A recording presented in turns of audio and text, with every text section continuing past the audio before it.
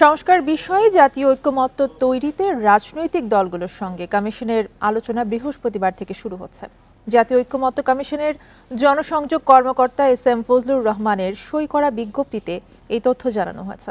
এই ঈদে জামা জুতো অ্যাক্সেসরিজের ডিসকাউন্ট। এতে বলা হয়, প্রথম পর্যায়ে বৃহস্পতিবার বিকেল ৩টায় লিবারেল ডেমোক্রেটিক পার্টির সঙ্গে আলোচনার সময়সূচি নির্ধারণ করা হয়েছে।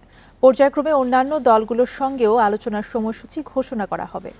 সংস্কার বিষয়ে জাতীয় ঐক্যমত্য গঠনের উদ্দেশ্যে অন্তর্বর্তী সরকারের প্রধান উপদেষ্টা অধ্যাপক ইউনূসের সভাপতিত্বে জাতীয় ঐক্যমত্য কমিশন গঠিত হয়েছে।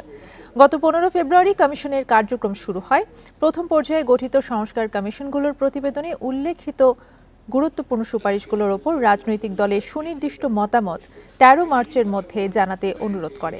এখন পর্যন্ত ১৫টি রাজনৈতিক দলের কাছ থেকে কমিশন মতামত পেয়েছে।